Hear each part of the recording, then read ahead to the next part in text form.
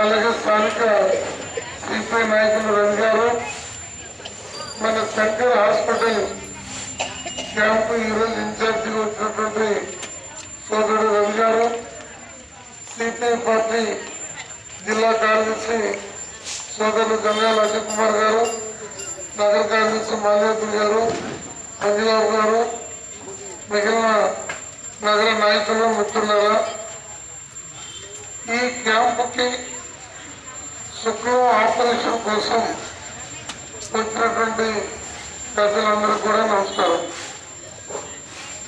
శంకర్ హాస్పిటల్ని మన ప్రాంతానికి తీసుకురావడంలో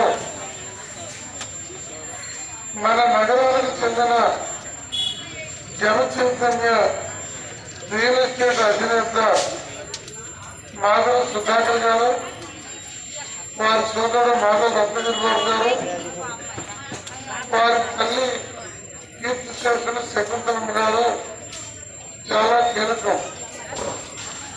దాదాపు 10 కాలంగా ఉన్న హాస్పిటల్కి 5 ఎకరాల పైన స్థలం. ఈరోజైతే 20 కోట్లు ఖరీదైనటువంటి స్థలాన్ని ఇచ్చి ఈ హాస్పిటల్ మన దగ్గరకు వచ్చేటట్లు చేశారు. ఈ సందర్భంగా ఆ జనచైతన్య కుటుంబ సభ్యులు మాధవ సుధాకర్ గారికి, రత్నగిరిబాబు గారికి ప్రత్యేకంగా అభినందనలు తెలియజేస్తూ ఉన్నారు. అలాగే అందులో పేదవాళ్ళు ఈ ఉచిత క్యాంపుల్లోకి వచ్చి ఆపరేషన్ చేయించుకునే వాళ్ళు, పేదలు వెళ్ళి ఉచితంగా వైద్యం చేయించుకోవడానికి విశ్రాంతిగా కూర్చునేటువంటి ఒక హాల్ ఉంది.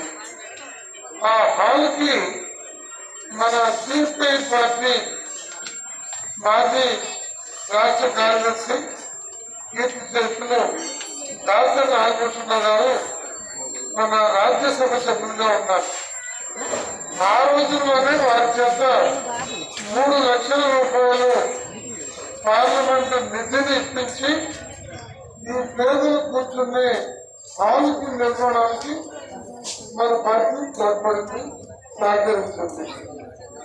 ఇలాంటి క్యాంపులకి మూలము ఒకప్పుడు ఈ ఊళ్ళో ఉన్న ఒక ప్రముఖ హాస్పిటల్లో చిన్న వైద్యం చేస్తే ఆ కుర్రాడి కాలు పోయింది.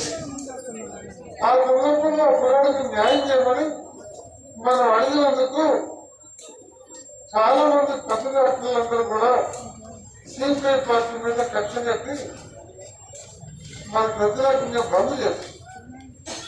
కానీ ఆనాడు కలెక్టర్, ఎస్పీ, మీడియా అందరూ కూడా సిపిఐ పార్టీ చేసింది కరెక్ట్ అని చెప్పి మనకు మద్దతుగా నిలబడి వాళ్ళ తప్పులు చేర్చారు. వాళ్ళ పెద్ద పెద్ద కార్పొరేట్ హాస్పిటల్లో ₹1 తగ్గించే పరిస్థితి లేదు.